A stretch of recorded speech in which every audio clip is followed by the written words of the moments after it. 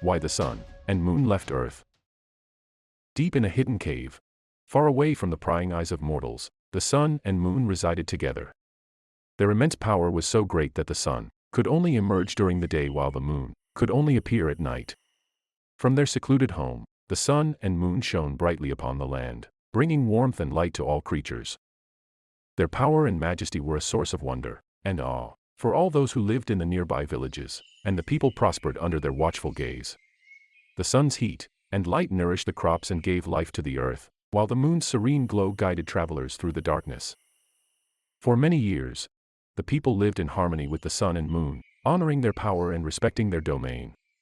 The land was fertile and abundant, and the people were happy and content. However, as time went by, the people of the village had grown restless and discontented. They had been quarreling amongst themselves about the length of the day and the night, and some even went so far as to blame the sun and the moon for their troubles. Finally, a group of elders decided to request a meeting with the sun and moon, hoping to ease tensions and find a solution to the problem. The sun and the moon agreed.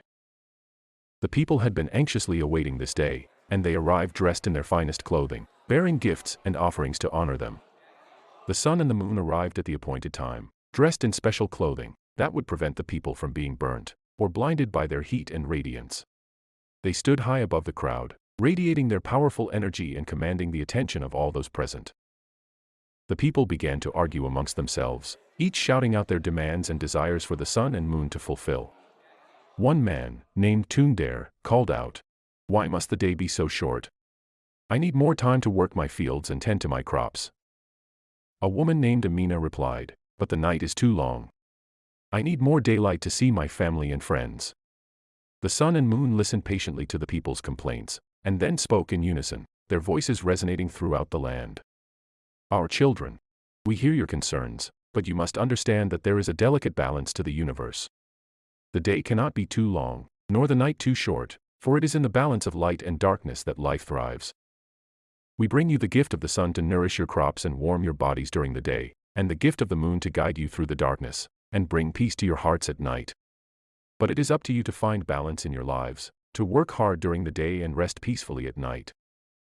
Most of the people were satisfied with this explanation, but one man named Tundare was not. Tundare's discontent with the length of the day and the night grew into an obsession. He believed that the sun and the moon could do more to help the people, and vowed to make the necessary changes himself. One day, as the sun was preparing to retire into the cave and give way to the moon, Tundare took a massive boulder and rolled it over the entrance of the cave, blocking the moon's exit. The sun was patient, moving the boulder blocking the cave entrance patiently every day, knowing that this would eventually teach the villagers a lesson. But Tundare did not relent, and he continued to disrupt the balance of nature. This went on for several months, and the consequences were dire. Crops died, rivers dried up quicker, and the people began to suffer. But Tundare was blinded by his own ambitions, and refused to see the damage he was causing. Finally, the sun had had enough. One day, it shone down with a fierce intensity, scorching the land and causing a terrible drought. The people cried out for mercy, but it was too late. They had taken the sun and the moon for granted, and now they were paying the price. Tundare realized too late the damage he had caused. He begged for forgiveness, but the sun and the moon could not be swayed. It was then that Tundare finally understood the delicate balance of nature and the importance of respecting it. Finally, the sun and moon decided they had had enough. They realized that as long as they remained on Earth, they would always be vulnerable to human interference. So, the sun and moon made a decision. They would leave Earth and go to a place where they could not be reached or controlled.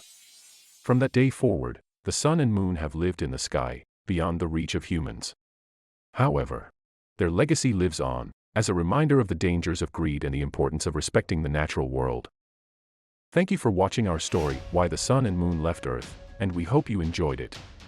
What lessons did you draw from this story? Share them with us in the comments below. Don't forget to subscribe and be part of the tribe. Thank you for watching The Tales of the Savannah. We will see you next time, in the Savannah.